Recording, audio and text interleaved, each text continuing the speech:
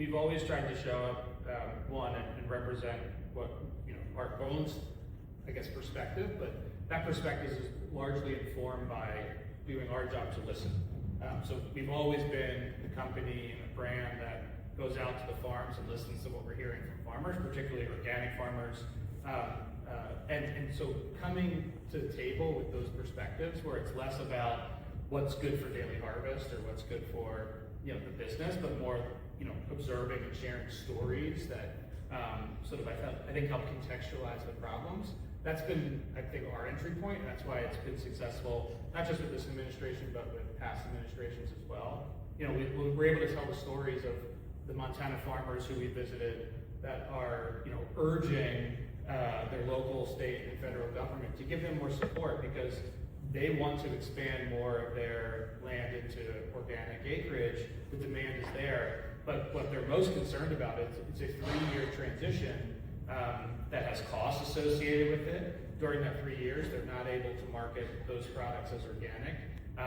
And what happens if in 5 years there's new emergent pests that have made continuing to farm organically in that land impossible? They want to see that government is going to provide them the support on research for staying ahead of those challenges, on market development, on access, so that they can make the obvious choice to them. So when you show up and you tell a story like that, and you represent American farmers, it's a very different dynamic than maybe where other companies might show up or other conversations might be a little bit more rigid or maybe high level. Yeah. And solving. And so I think throughout my career, I personally identified that the system itself typically does a good job of dictating how businesses will optimize. And we went, for many decades with a food system that primary job of the food system was to deliver calories at the most efficient capacity. And we lost a little bit of the underlying basis of the food system should, in my opinion, be largely primarily focused on providing nourishment, accessible nutrition. And so for me personally, and for the company who've really been advocating for now 10 years in our existence around making organic fruits and vegetables more readily available for individuals, leveraging great technology like IQF freezing, we wanted to make sure that we were influencing and involved in a way that was clear that the problem identification that's emerged from the MAHA movement is largely honing in on the right problems. That's not to say that all of the solutions proposed I've agreed with, but I think it's the right conversation to be having right now because we have an opportunity to change what the system is optimized for, but that's going to take a lot of hard work and commitment.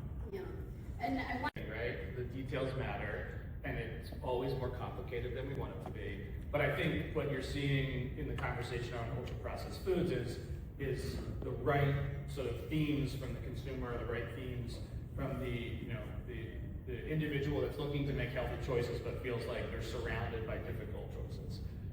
So what we hear and what we know is when consumers are asking for more guidance, they're looking for simplicity. They're looking for natural foods.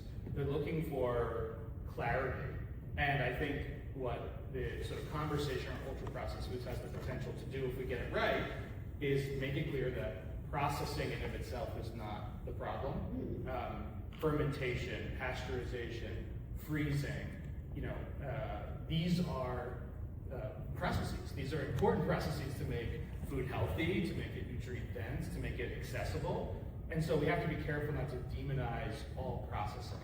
But at the same time, we have to find a way to tack the food system and the companies that are operating in it back towards a world where natural foods, minimally processed foods without artificial additives are the primary choices for consumers, and not what it is today, which is tack the other direction, which is again, if we can add things to make it cheaper, more efficient, and extend shelf life, that's ultimately best for the business. And so we're trying to help the administration alongside our parent company, Chobani, who has a strong voice in this as well, again, make sure the details land in a spot, because it's clear the consumer demand is there.